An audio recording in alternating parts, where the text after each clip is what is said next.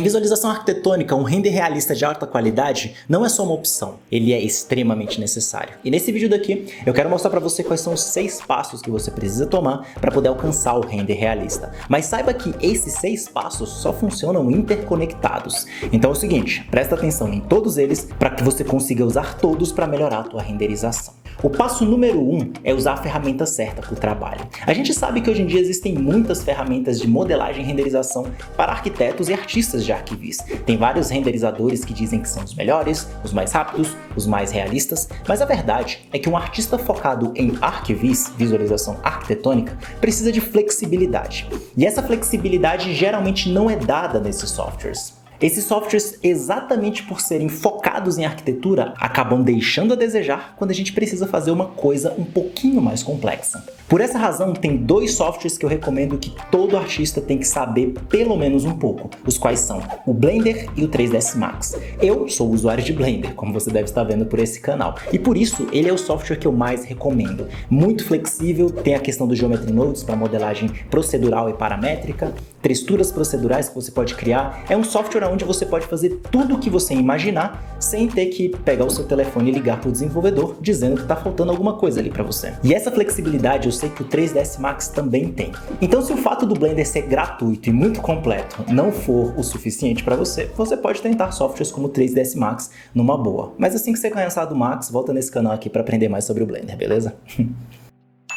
Mas deixando as brincadeiras de lado, o segundo passo que você tem que tomar para aprender a renderizar arquitetura com alta qualidade é que você tem que aprender a usar referências. E usar referências não é só você pegar um monte de imagens aleatórias, jogar numa pasta do seu computador e depois tentar misturar os elementos daquelas imagens, vai criar uma imagem sem alma. O processo que você deve seguir para criar referências que realmente vão mudar e impactar o teu trabalho é o processo de desfragmentação da referência. Esse processo se resume no seguinte: você pega a tua referência e você vê o que aquela referência está fazendo você sentir. Depois você se pergunta, qual é o elemento desta imagem que está me fazendo sentir isso? Eu estou sentindo calor, frio, paz, agonia, tristeza, felicidade? Então você olha esses elementos, por exemplo, você percebe que tem um pôr do sol bem amarelinho e bem aconchegante. E aí você se pergunta, o que estou sentindo? Nossa, estou sentindo que é quente, que é aconchegante. Por quê? Porque o pôr do sol é amarelo. Então você já conecta que a cor amarela do pôr do sol é uma ferramenta que você pode utilizar para trazer calor e aconchego para a tua cena. E isso você vai repetir com várias referências, percebendo que, por exemplo, cenas chuvosas e molhadas trazem uma sensação de frio, que pode ser acompanhada de uma sensação de solidão, dependendo de como você trabalha aquela cena, e várias outras coisas que você vai perceber desde que você olhe para a imagem, sinta a imagem, se conecte com aquilo e encontre, através das perguntas, quais são os elementos que estão provocando aquelas emoções em você. Fazendo isso, as suas imagens terão muito mais vida, muito mais impacto, porque você saberá exatamente quais emoções você está acertando na hora que você está renderizando. Depois que as suas referências e as suas emoções já estão carregadas, é a hora de você começar a colocar a mão na massa. E é por isso que você vai precisar fazer a parte da modelagem. Mas é interessante pensar que modelagem 3D, para quem trabalha com ArcViz, não é realmente algo tão importante assim. Porque geralmente em ArcViz a gente está modelando parede, piso, teto e às vezes esculpindo um terreno da forma mais cagada possível, mas de maneira que já represente bem o nosso ambiente. Isso porque na maior parte do tempo, nós, artistas de ArcViz, estamos trabalhando com assets prontos, comumente conhecidos na área do ArcViz como blocos. Esses blocos ou assets prontos podem ser encontrados em bibliotecas na internet, as quais podem ser gratuitas ou pagas. Eu estou deixando no link aqui na descrição uma lista com as minhas bibliotecas de assets favoritas do Blender. Então clica no link aqui para você ver o post completo desse vídeo e ver todas as bibliotecas que eu recomendo, tá? Mas é importante você saber que você precisa dessas bibliotecas e que isso não é, sabe, roubar, digamos assim. Porque é muito melhor você gastar o seu tempo fazendo propriamente a cena do que você perder 2 ou 3 dias modelando do zero um sofá que você poderia comprar por 7 ou 8 dólares na internet. Isso vai tornar o seu trabalho muito mais rápido, muito mais eficiente e você vai poder focar no que realmente importa, que é no mood e no feeling que a tua renderização está passando. Depois de falar de modelagem e de assets, a gente também tem que falar de materiais. E materiais seguem basicamente a mesma regra. Você precisa de materiais de alta qualidade que podem vir de sites gratuitos como Ambient CG ou sites pagos como Polygon.com ou a própria plataforma da Pixel Bridge. Eu tô deixando o link aqui embaixo para você acompanhar a minha lista de sites de texturas favoritos. E você tem que lembrar que texturas de alta qualidade são utilizadas para uma coisa muito importante, que não é apenas visual, mas é para garantir que a pessoa que está vendo a tua cena não vai ficar distraída com um defeito da tua cena. Porque se você coloca uma textura esquisita, a pessoa vai olhar e vai sentir que aquela textura está estranha. Ela não saberá dizer com palavras por que está estranha, mas ela ficará distraída. Com isso, a consequência é que ela não vai conseguir imergir a si mesma e permitir que a sua imaginação navegue pela tua imagem, fazendo assim com que ela se desengaje da sua imagem e, consequentemente, sem o engajamento, ela vai achar a sua imagem uma porcaria e vai sair fora.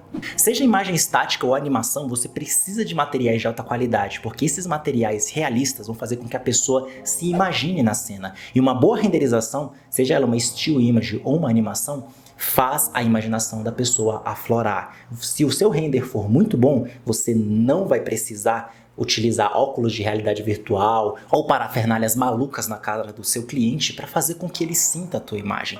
Um bom render impacta as emoções. Modelagem feita, materiais aplicados, agora é a hora de você iluminar a tua cena. E para iluminar você pode utilizar a luz natural de mapas HDRI, por exemplo, que deixa a iluminação bem natural e bem realista. Mas você também pode utilizar coisas como a Nishita Sky Texture do Blender, que também é extremamente realista e muito precisa. Para mim, uma das melhores adições dentro do Blender, tá? Só que existem vários outros plugins e addons que podem estar fazendo esses céus cada vez mais realistas para você. Por isso eu tô deixando na minha lista aqui embaixo links para que você possa acompanhar quais são os plugins gratuitos e pagos que você pode estar utilizando para fazer céus ainda mais realistas. A questão é que quando se trata de iluminação, você tem que usar um pouco a cabeça e ser um pouco eficiente. Por exemplo, uma técnica manjada e muito interessante de fazer uma iluminação boa é você tacar uma luz do tamanho da janela do lado de fora da janela.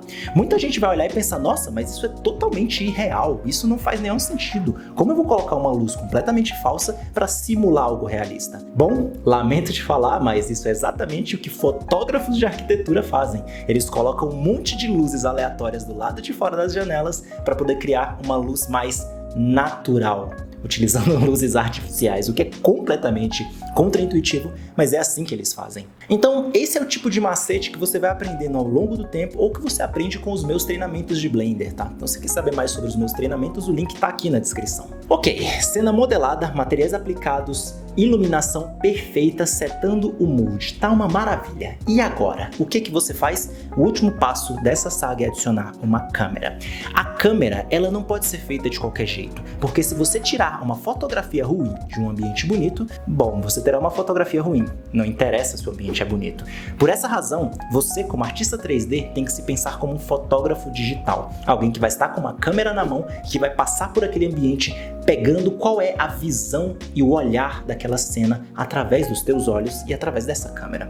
Por isso, o mínimo que você tem que saber sobre câmeras é como utilizar as lentes. Por exemplo, uma lente de 22mm tem uma cena muito mais wide, muito mais aberta, que permite que você veja mais coisas e tem uma leve distorção nas quinas. Uma lente de 40-35mm é muito mais parecida com o olhar humano, o que dá uma sensação mais presente e mais pessoal para a imagem, mesmo que ela ainda tenha um plano mais geral. E finalmente, minha favorita, confesso, lentes de 80-120mm criam aquele depth of field maravilhoso, aquele efeito bokeh que faz qualquer um babar e dá aquela ênfase que é sensacional de ser observada nos detalhes da arquitetura. Então trabalhar com câmeras é uma besta separada em si mesma. É por isso que eu tenho esse vídeo daqui te ensinando a como utilizar as técnicas de fotografia que os fotógrafos usam para transformar a tua renderização numa obra de arte. Clica e eu te vejo lá, beleza? Até mais!